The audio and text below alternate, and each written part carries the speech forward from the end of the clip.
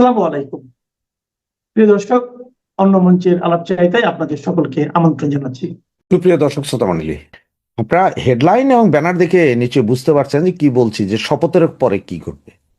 আসলে আমি শপথের পরে বিএনপির সাথে কি ঘটবে বা অন্যদের সাথে কি ঘটবে, আওয়ামী লীগের সাথে কি কি ঘটবে, এর মধ্যে ছোট্ট একটা কথা বলেনি। ডাক্তার ইউনূস কিন্তু এখনো দৌড়ঝাঁপের মধ্যে আছেন কোনোভাবে রাষ্ট্রপতি হওয়া যায় কিনা। তবে বিএনপি মনে হয় না রাষ্ট্রপতি করবে। মির্জা ফখরুল ইসলাম আলমগীর সহ আরো দু তিনজন আছেন ওনাদের, ওনাদের যে কেউ একজন হইতে পারে। তবে ডাক্তার ইউনূস দৌড়ঝাঁপ করছেন যে উনি আর যমুনা ছাড়তে চাচ্ছেন না, উনি রাষ্ট্রপতি হয়ে হলে থেকে যেতে চাচ্ছেন। হচ্ছে এখন কথা হচ্ছে বিএনপি ক্ষমতায় আসার পর আসলে কি হবে। বিএনপি ক্ষমতায় আসার পরে আসলে তারেক প্রথমে আগামী 6 মাস চেষ্টা করবে তার পায়ের তলার মাটি শক্ত করতে। যেন পায়ের তলার মাটি শক্ত হতে হবে।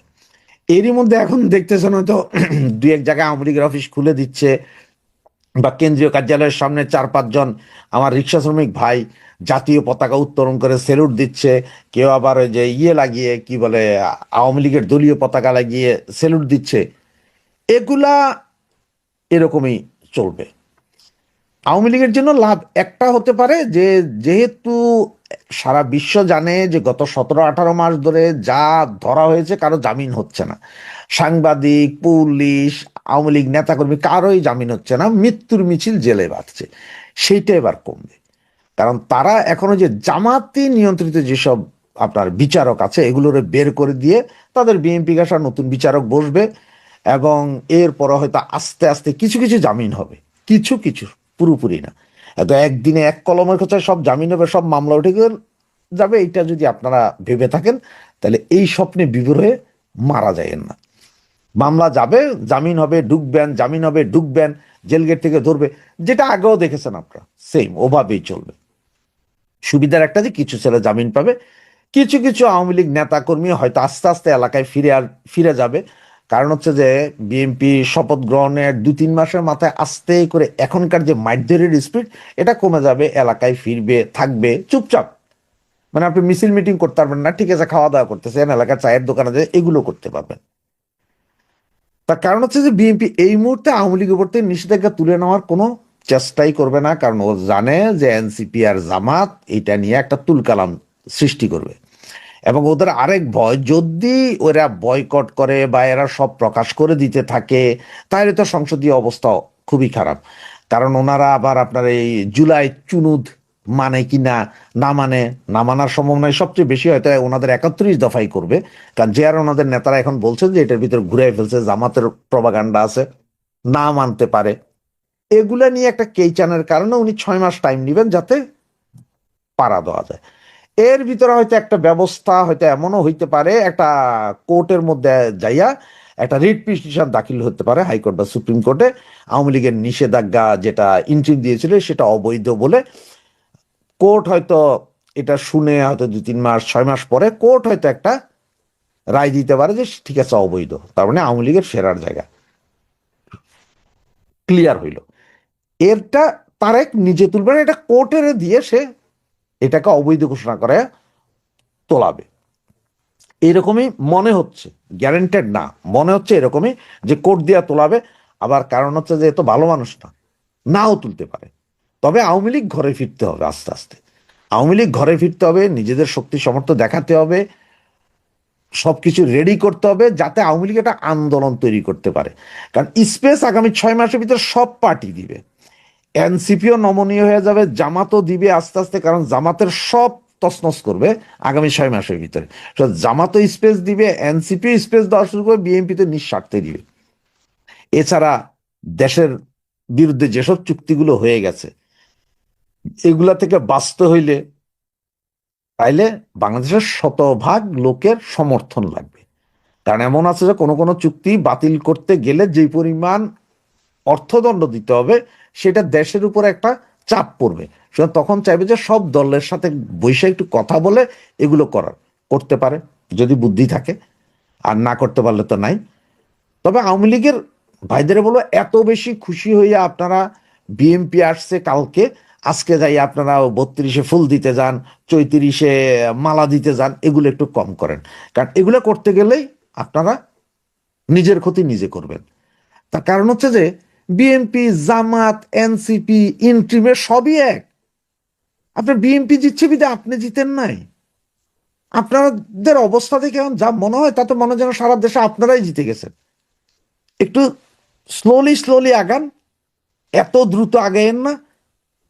যত দ্রুত পতন হয়েছে তত দ্রুত আগাইতে যায় না, তাহলে ধরা খাবেন। 18 মাস গেছে, না হলে 8 মাস, 1 বছর আরো এইভাবেই চলুক। আস্তে ধীরে আসেন, তবে কোমর বেঁধে আসেন। এইসব ঘটনাগুলো ঘটবে বিএনপির শপথের পরে। 1 বছর 100 দিনের যে পরিকল্পনা, সেখানেও দেখেন বিএনপি এমন হতে পারে তারেক জিয়া আপনার নরেন্দ্র মোদীর সাথে দেখা করতে পারেন, কারণ খাদ্য চ্যানেলটা ঠিক রাখতে হবে তার। ইন্ডিয়ার সাথে হয়তো সম্পর্ক কিছুটা উন্নতি হতে পারে। হ্যাঁ, ইন্ডিয়া একটা প্রেশার আছে, আওয়ামী লীগকে আনো, আওয়ামী লীগের রাজনীতি করার সুযোগ দাও। আপনার কমনওয়েলথের প্রেশার আছে, বিদেশি রাষ্ট্রগুলোর প্রেশার আছে, সবার আছে। কিন্তু সেই জিনিসটা একদম রাতারাতি হবে এটা ভাবেন না, আস্তে আস্তে হবে। ওই যে বললাম, সর্বপ্রথম হবে যে জামিন ব্যবস্থার সঠিক হবে, বিচার ব্যবস্থায় জামিন পেতে পারবেন, তবে মামলা উঠবে না।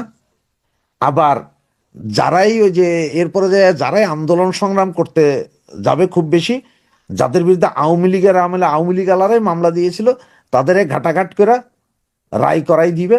মানে আপনি দৌড়ের উপর থাকেন, তার কারণ হচ্ছে এটা তো তাদের গায়ে পড়ে না, তো আওয়ামী লীগের আমলের মামলা, আপনি রায় হয়ে গেছে।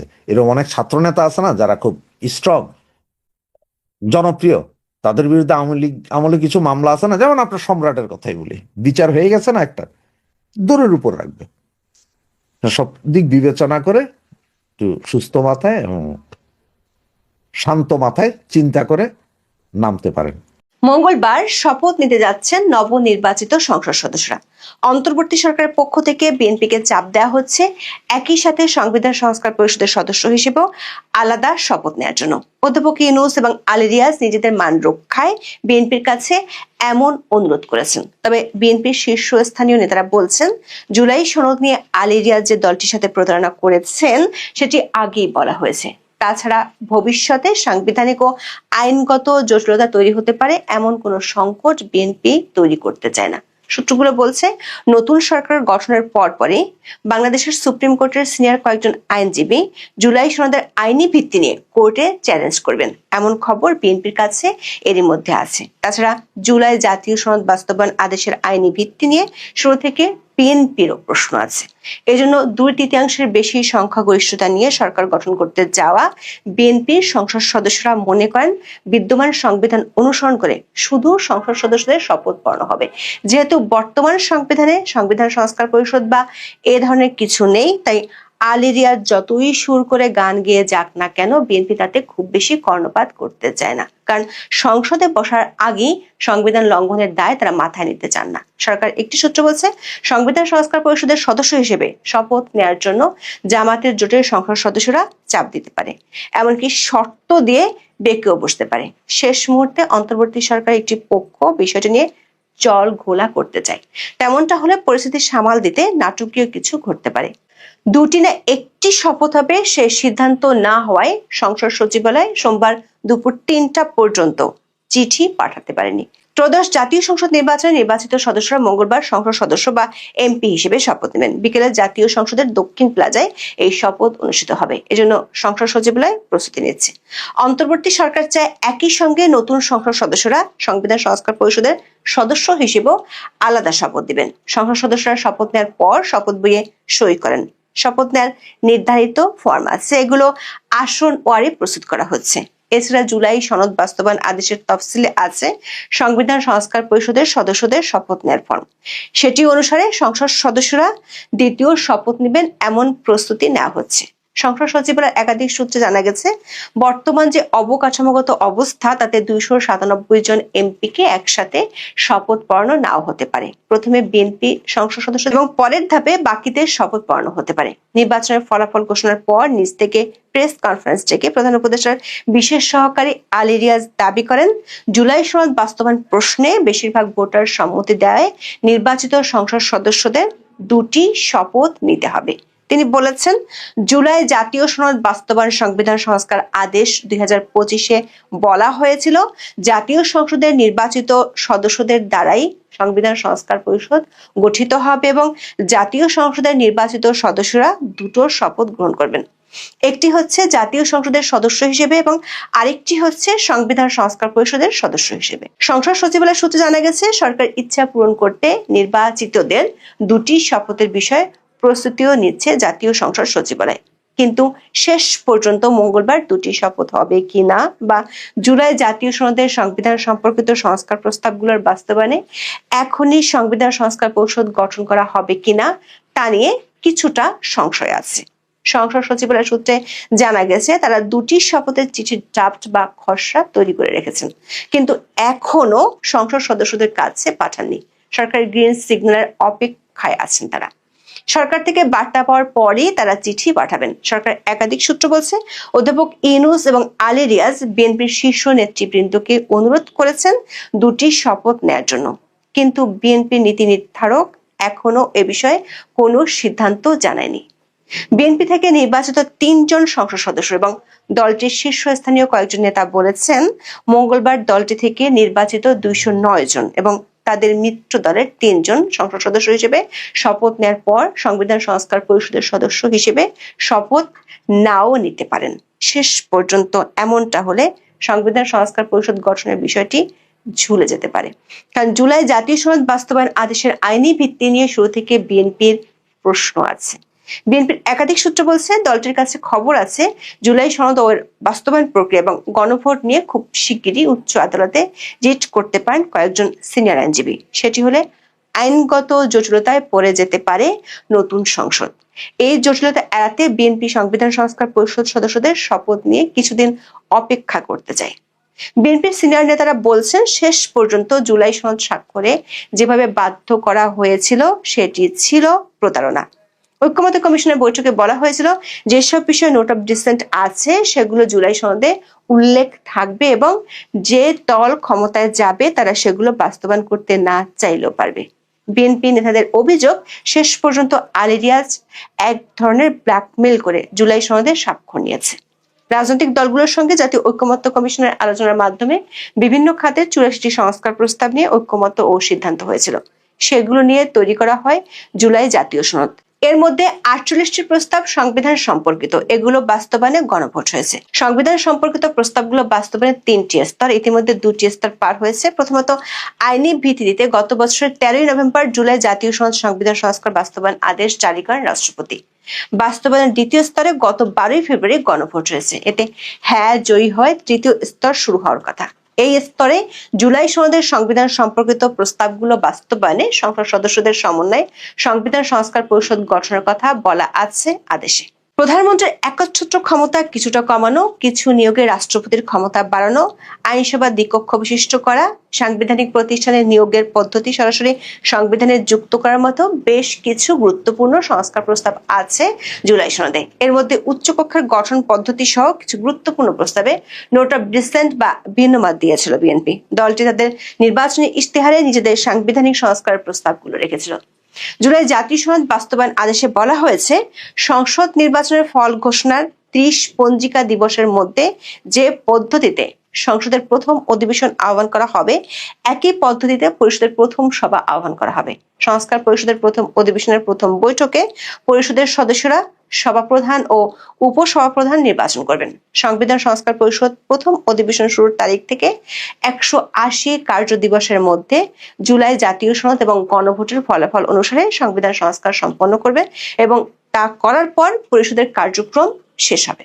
তবে এই সময়ের মধ্যে সংবিধান সংস্কার সম্পন্ন না হলে কি হবে তা আদেশে উল্লেখ নেই। কিন্তু 2/3 বেশি সংখ্যাগরিষ্ঠতা নিয়ে সরকার গঠন করতে যাওয়া বিএনপির শীর্ষ নেতারা মনে করছেন, বিদ্যমান সংবিধানে যা আছে সেটা অনুসরণ করাই যৌক্তিক হবে।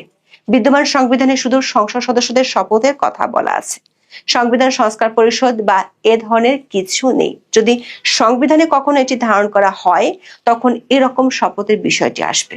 দলগুলোর সঙ্গে সাবেক জাতীয় ঐক্যমত্য কমিশনের আলোচনায় এ ধরনের একটি পরিষদ গঠনের বিষয়টি এসেছিল। তখন বিশেষ করে জামাত ইসলামী ও এনসিপির পক্ষ থেকে বলা হয়েছিল সংবিধান সম্পর্কিত যেসব সংস্কার প্রস্তাব জুলাই সনদে আছে সেগুলো বাস্তবায়ন হলে সংবিধানের মৌলিক কাঠামোয় বড় পরিবর্তন আসবে। নিয়মিত সংসদ সংবিধানের মৌলিক কাঠামোয় পরিবর্তন আনতে পারে কিনা তা নিয়ে প্রশ্ন ওঠার সুযোগ আছে। এভাবে সংবিধান সংশোধন করা হলে পরে এটি আদালতে চ্যালেঞ্জ হতে পারে, কিন্তু যদি আগামী সংসদকে সংবিধান সংস্কারের বিশেষ ক্ষমতা দেওয়া হয় তাহলে চ্যালেঞ্জ করার সুযোগ থাকবে না। তবে ওই আলোচনায় বিএনপি এ ধরনের পরিষদ গঠনের প্রয়োজন নেই এমন মত দিয়েছিল। এছাড়া সনদ বাস্তবায়নের অধ্যাদেশ নয়, একটি আদেশ জারির প্রস্তাব দিয়েছিল জামায়াতে ইসলামী ও এনসিপি সহ কয়েকটি দল। অন্যদিকে বিএনপি এর বিপক্ষে ছিল। তারা বলেছিল এ ধরনের আদেশ জারির কোনো সুযোগ নেই। পরে এসব বিষয়ে নিজেদের পছন্দসই বিশেষজ্ঞদের মত নিয়েছিল জাতীয় ঐকমত্য কমিশন। শেষ পর্যন্ত গত বছরের 13ই নভেম্বর রাষ্ট্রপতি জুলাই সনদ আদেশ জারি করেন। সেখানে সংবিধান সংস্কার পরিষদ গঠনের বিষয়টিও রাখা হয়। 13ই নভেম্বর এই আদেশ জারির পর তাৎক্ষণিক প্রতিক্রিয়ায় বিএনপির স্থায়ী কমিটির সদস্য সালাউদ্দিন আহমেদ সাংবাদিকদের বলেছিলেন, সংবিধান সংস্কার পরিষদ নামে একটি নতুন আইডিয়া, একটা পরিষদ গঠনের কথা আদেশে বলা হয়েছে। তিনি সেদিন আরো বলেছেন, রাষ্ট্রপতি এই আদেশ জারি করেছেন, রাষ্ট্রপতির অধ্যাদেশ জারির ক্ষমতা আছে, সংবিধান মোতাবেক আদেশ জারির ক্ষমতা নেই। এ কারণে বিএনপি এখন নতুন করে ভবিষ্যতের জন্য কোনো ধরনের আইনি সংকট তৈরি করতে চায় না। তবে সরকার একটি পক্ষ চেষ্টা করছে বিষয়টির জন্য জামাত ও এনসিপি কে দিয়ে বিএনপিকে চাপ দিতে। জামাত ইসলামী ও জাতীয় নাগরিক পার্টি বা এনসিপি জুলাই সনদের প্রায় সব বিষয়ে একমত। তারা জুলাই সনদের পূর্ণাঙ্গ বাস্তবায়ন চায়। কিশোরগঞ্জে জামাতের আমির শফিকুর রহমান সাংবাদিকদের বলেছেন, সংস্কারের উপর যে গণভোট হয়েছে এটার পুরোটাই মানতে হবে, এর কোনো খণ্ডিত অংশ আমরা বাস্তবায়ন দেখতে চাই না। এমন পরিস্থিতিতে সরকারি দলের সদস্যদের পরে বিরোধী দলের সদস্যদের শপথ অনুষ্ঠান হবে। সেক্ষেত্রে নাটকীয় কিছু ঘটতে পারে যদি না জামাত ও বিএনপির মধ্যে সমঝোতা না হয়, যে কারণে দুপুর 3টা পর্যন্ত গ্রিন সিগন্যাল পায়নি সংসদ সচিবালয়। তাই তারা দুটি নাকি একটি শপথের চিঠি পাঠাবে সেই সিদ্ধান্ত নিতে পারছে না। যদি শেষ পর্যন্ত বিএনপি তার আগের সিদ্ধান্তে অটল থাকে তাহলে উচ্চকক্ষ সহ অনেক প্রস্তাবই আপাতত আটকে যাবে। মানে সংবিধান সংস্কারের বিষয়গুলো তখন নির্ভর করবে বিএনপির উপর। দলটির 2/3 মেজরিটি থাকায় তারা যেভাবে চাইবে সেভাবেই হবে। বিএনপির নেতারা মনে করেন সংবিধান সংস্কার পরিষদের সদস্য হিসেবে শপথ নিয়ে তারা সংসদে বসার আগেই সংবিধান লঙ্ঘনের আশঙ্কায় পড়ে যেতে পারেন। প্রশ্ন হলো, বিএনপি কি জেনে বুঝে সে দায়ভার নিয়ে সংসদের যাত্রা শুরু করবে? যে বাংলাদেশে বিএনপি, জামাতে ইসলামী, এনসিপি এবং অন্যান্য যে ছোটখাটো দল তারা যে ভোট পেয়েছে এবং এরশাদের দল সব জায়গায় হেরেছে, এর কারণ কি, কেন, এটা নিয়ে একটু আলোকপাত করতে চাই। আপনারা দেখেন নির্বাচনটি খালি চোখে যদি আপনি দেখেন আপনি বুঝবেন খুব সুন্দর নির্বাচন, মারামারি হানাহানি কম হয়েছে, কম্পারেটিভলি প্রাণ কম গিয়েছে, কিন্তু তারপরও 7 জন মারা গিয়েছে সারা দেশে। তো এখন এই নির্বাচনটি যে হলো আপনি বোঝেন যে এখানে জামাত বা বিএনপি ছাড়া পাশ করার কোনো পার্টি নেই। কারণ সারা দেশে 20-30টি আসনে মাত্র এনসিপি তাদের নমিনেশন দিয়েছে, তাও জামাতের অংশ হিসেবে। যেই সব জায়গায় জামাতের অবস্থান ভালো এবং বিএনপির ভালো কোনো প্রার্থী নেই সেই সব জায়গায় এনসিপিকে দেওয়া হয়েছে। এই নির্বাচনটিতে ডক্টর ইউনূস অংশগ্রহণ করার আগেই এই তারেক রহমানের সাথে বসে তিনি একটা বোঝাপড়া করেছেন এবং তিনি এনসিপির বড় বড় 7-8 জন নেতাকে যেন নিশ্চিন্তভাবে এবং নিশ্চিতভাবে সংসদে নিয়ে আসা যায় সেই ব্যাপারে তারেক রহমানের সাথে তার একটা সমঝোতা কিন্তু আগে থেকেই হয়েছে এবং জামাতের সাথেও হয়েছে। এনসিপি একবার কিন্তু এনসিপিকে অফার দেওয়া হয়েছিল যে বিএনপির সাথে আসার জন্য, তাহলে এনসিপি যদি 30টা আসন চায় সেই 30টা আসনেই এনসিপিকে পাশ করিয়ে আনবে। কিন্তু কোনো কারণে ডক্টর ইউনূস বিএনপির সাথে ভরসা পায়নি, যার কারণে তারা এনসিপি জামাতের সাথে গিয়েছে। আর তাছাড়া এনসিপির যেখানে জন্ম সেখানেই এনসিপি ফিরে গিয়েছে, যার কারণে জামাতের সাথে গিয়ে তারা মাত্র 6টি বা 7টি আসনে পাশ করেছে। এই 6টি বা 7টি আসন কিন্তু পূর্ব নির্ধারিত। যেমন হান্নান মাসুদ পাশ করেছে, ঢাকায় নাহিদ পাশ করেছে, কুমিল্লায় হাসনাত পাশ করেছে, হাসনাতকেও পাশ করিয়ে দেওয়া হয়েছে। বিএনপির যে প্রার্থী ছিল বহু লোক ঋণ খেলাপি হওয়ার পরও নির্বাচন করেছে, কিন্তু তিনি নির্বাচন করতে পারেননি। কে? মঞ্জুরুল হাসান মুন্সি। তো এইরকম ভাবে বাংলাদেশে কিছু মেটিকুলার যে ডিজাইন, এই ডিজাইনগুলো আগে থেকেই কিন্তু নির্ধারিত ছিল। তারপর দেখেন জামাতকে কোন অঞ্চলটা দেওয়া হয়েছে, জাতীয় পার্টি যে অঞ্চল, সেই অঞ্চল। সেখানে জাতীয় পার্টিকে কেন, একটি আসনও জাতীয় পার্টি কেন পাশ করেনি, সেটার পিছনে কিন্তু কিছু মজেজা আছে। মজেজাটা কি? বাংলাদেশ আওয়ামী লীগ কিন্তু নির্বাচনে আসতে পারেনি। ডক্টর ইউনূস একদম স্ট্রিক্টলি নির্দেশনা ছিল যে জাতীয় পার্টির কেউ যেন নির্বাচনে আসতে না পারে প্রথম দিকে। পরবর্তীতে বাধ্য হয়ে জাতীয় এবং আন্তর্জাতিক চাপের ফলে, যেহেতু আওয়ামী লীগও নেই, একদম খালি মাঠ হয়ে যাচ্ছে, সেই জন্য জাতীয় পার্টিকে অনুমোদন দেওয়া হয়। কিন্তু জাতীয় পার্টি তাদের নির্বাচনী প্রচারণা করতে পারে নাই, অফিস খুলতে পারে নাই। জাতীয় পার্টির অফিস ভাঙা নিয়ে তো এই বিকাশ নূর কি পরিমাণ মাইটটা খেলো আপনারা দেখেছেন। তো সেই কারণে জাতীয় পার্টিকে মেটিকুলাস ডিজাইনের অংশ হিসেবে শামীম পাটোয়ারির মতো লোককেও হারিয়ে দেওয়া হয়েছে। এখন হারিয়ে যেতে যে কেউই হারতে পারে, কিন্তু জাতীয় পার্টি একটি আসনও পায়নি। এটা দ্বারা আওয়ামী লীগকে ইন্ডিকেট করার তিনি চেষ্টা করেছেন যে আওয়ামী লীগ থাকলেও কোনো আসন পেত না। এটা ডক্টর ইউনূসের উর্বর মস্তিষ্ক থেকে যাই আসুক, বাংলাদেশের মানুষ জানে যে আওয়ামী লীগ যদি নির্বাচনে আসতো তাহলে এই জামাতে ইসলামী 3টার বেশি আসন পেত না। সেইখানে বিএনপি আওয়ামী লীগের মধ্যে একটা হাড্ডাহাড্ডি লড়াই হতো, সেখানে বিএনপিও জিততে পারতো, আওয়ামী লীগও জিততে পারতো। জামাতের কোনো খাবার এই দেশে ছিল না। আপনারা যদি একটা জিনিস খেয়াল করে দেখেন, বিএনপি জোট 212টি আসন পেয়েছে, পক্ষান্তরে জামাত জোট 72টি আসন পেয়েছে, বা 80টি আসন পেয়েছে, 70টি আসন পেয়েছে, 72টি আসন পেয়েছে। এই 72টি আসনের মধ্যে আপনি যদি খেয়াল করে দেখেন, 28টি আসনে বিএনপির বিদ্রোহী প্রার্থী ছিল।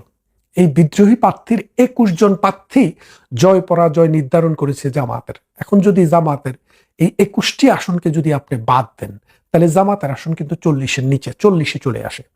তাই সেই ক্ষেত্রে হিসেব করে দেখেন যে আওয়ামী লীগের অ্যাবসেন্সে যদি জামাতে ইসলামী 40টি আসন পায়, এটা খুব দাতব্যের মধ্যে নেওয়ার কোনো বিষয় নয়। কারণ বিএনপি এককভাবে তো সব আসন নেবে না, সব আসন পাবেও না। ঠিক এই ডিজাইনটা সেভাবে করা হয়েছে, যার কারণে জামাতে ইসলামী ধরে নিয়েছিল। এবং বাংলাদেশে আমার গ্রাম আপনার গ্রাম, যার যার গ্রামে একটু খবর নিয়ে দেখেন, সবার মধ্যে এরকম একটা মানুষের মধ্যে এরকম একটা প্রচারণা চালিয়ে দেওয়া হয়েছিল যে জামাত ক্ষমতায় চলে আসতেছে, ডিসিওসি যা আছে সব জামাতের, আওয়ামী লীগের কেউ নাই, বিএনপির কেউ নাই, সবে জামাতের, সুতরাং জামাতকে তারা নিয়ে আসবে। কিন্তু আসলে বিষয়টা এরকম না। মেটিকুলাস যে ডিজাইনটা ছিল প্রথম দিকে, ডক্টর ইউনূসের ডিজাইন ছিল এনসিপি এবং জামাতে ইসলামীকে ক্ষমতায় নিয়ে আসা, নিয়ে এসে হা না ভোটের ভিত্তিতে আপনি ওই বাংলাদেশের কনস্টিটিউশনটা বদলিয়ে ফেলা, বাংলাদেশকে পাকিস্তানমুখী করে দেওয়া, বাংলাদেশের স্বাধীনতা যুদ্ধকে কবর রচনা করে দেওয়া, এবং নতুনভাবে এই রাজাকারী, আলবদরি এবং মৌলবাদী, জঙ্গিবাদী একটা রাষ্ট্রের দিকে